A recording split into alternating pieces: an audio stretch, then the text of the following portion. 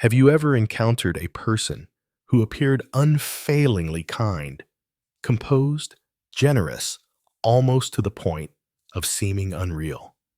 They always smiled at precisely the right moment, spoke in a deliberate and graceful manner, never raising their voice or losing their temper. On the surface, they seemed flawless, yet something deep inside you stirred with discomfort.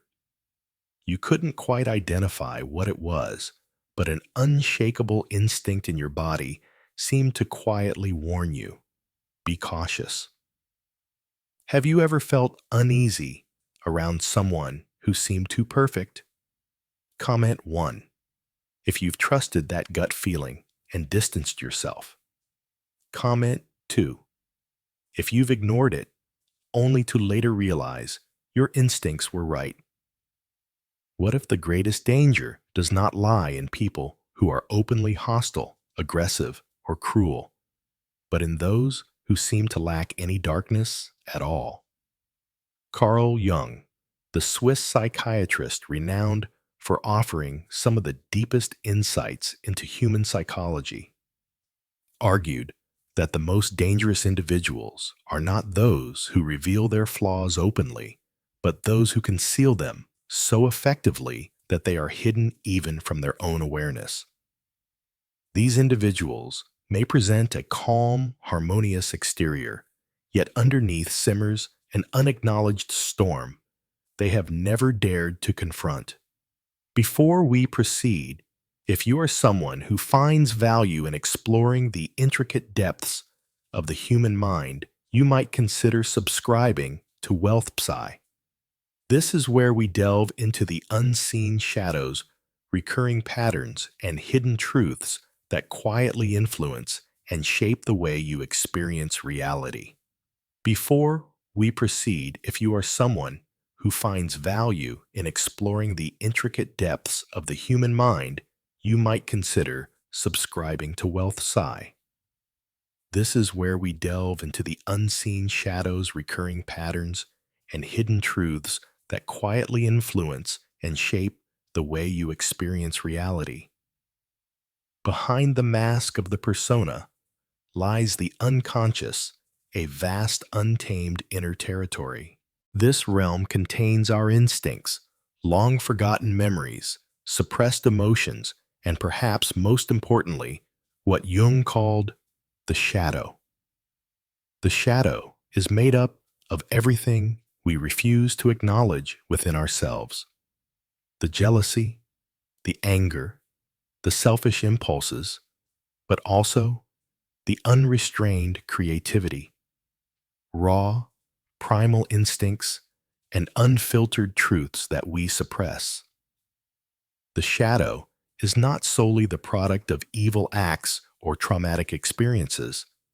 Rather, it is formed from the ongoing tension between our authentic nature and the image we believe we must uphold. From an early age, we discover what earns us acceptance and affection, and what brings disapproval or rejection.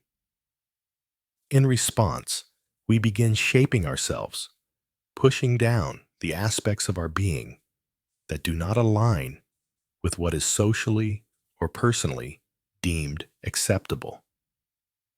Perhaps we were told as children that anger was wrong, so we learned to hide it away. Perhaps our natural ambition was dismissed as arrogance, leading us to suppress it. Maybe our sensitivity was ridiculed, prompting us to build an emotional armor. Yet what we bury within ourselves does not simply disappear. It remains lying dormant, quietly waiting for its moment to reemerge. Do you think your shadow self ever leaks out in ways you don't notice? Comment 1 if you believe you've seen hints of your shadow in your own behavior. Comment 2 if you think you've kept it completely hidden. Over time, these hidden parts of ourselves begin to express themselves in indirect ways through vivid dreams, sudden emotional outbursts, compulsive behaviors, addictions, or through projecting onto others. This emergence is not driven by a desire to cause harm, but by a deep need to be acknowledged.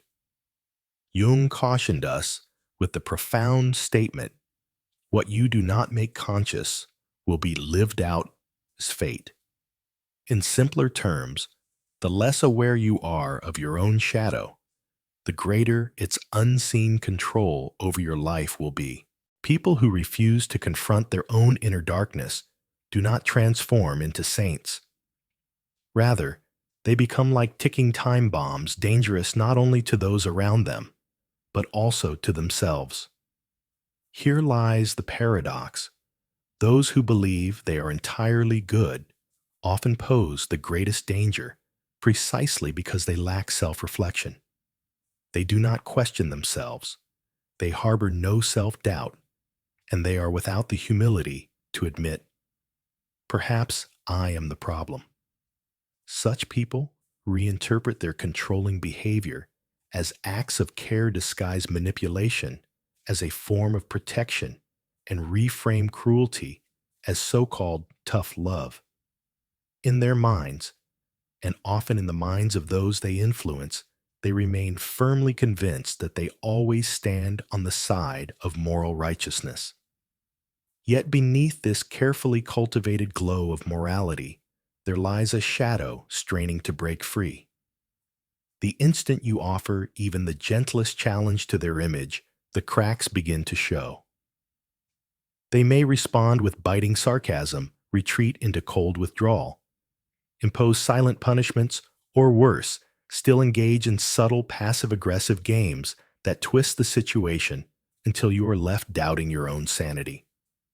Unlike overtly toxic individuals, they rarely erupt in open displays of hostility. Instead, their harm is gradual and insidious, wearing you down over time.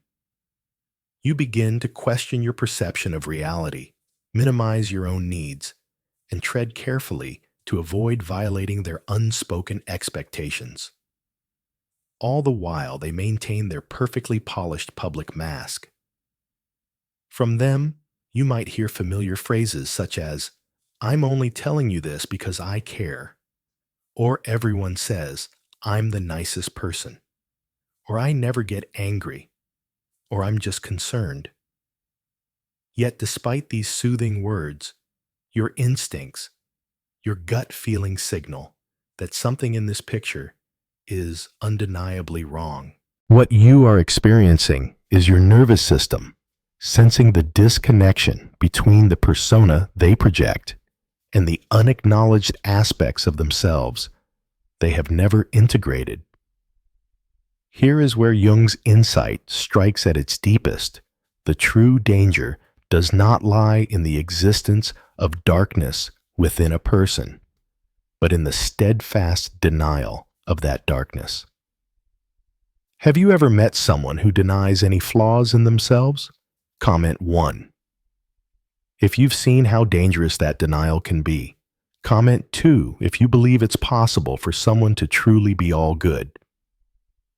Someone who can openly admit, "Yes, I have moments of selfishness. I can be reactive and I am working on improving," is far less dangerous than the one who insists I am always kind. "I never hurt anyone. I'm not like those people." This is because the individual who acknowledges their shadow has established a conscious relationship with it, while the one who refuses to recognize it becomes its unconscious prisoner, subject to its influence without any awareness of its control. Jung maintained that the refusal to recognize the shadow is not merely a psychological issue. It is a kind of spiritual blindness.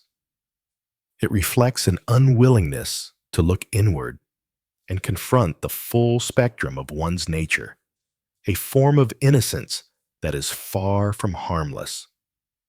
This misguided innocence eventually transforms into something poisonous, not through any deliberate intent to harm, but because the suppressed energy has no other outlet through which to express itself. all the mental and emotional energy we devote to repressing our shadow does not vanish.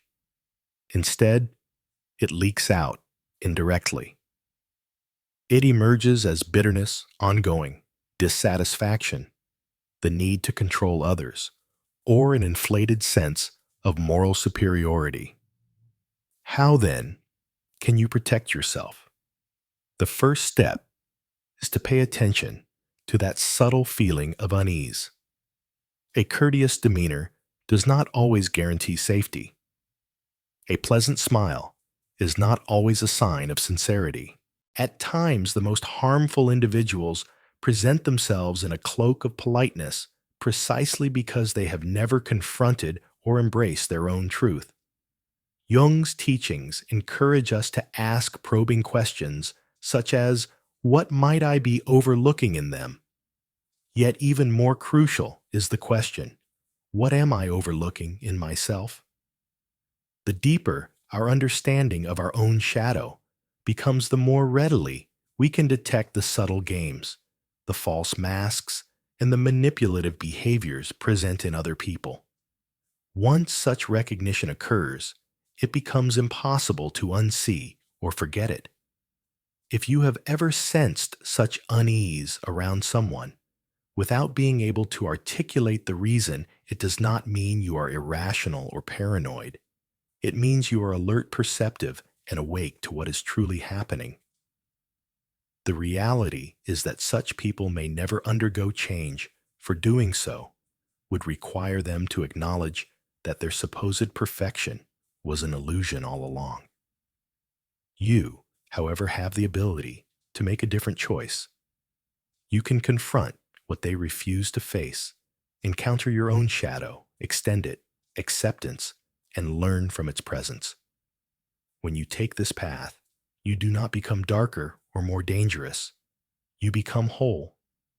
In that state of wholeness, you gain a natural immunity to the influence of those who have not yet come to terms with their own inner selves. Do you believe self-knowledge is the best protection against manipulation?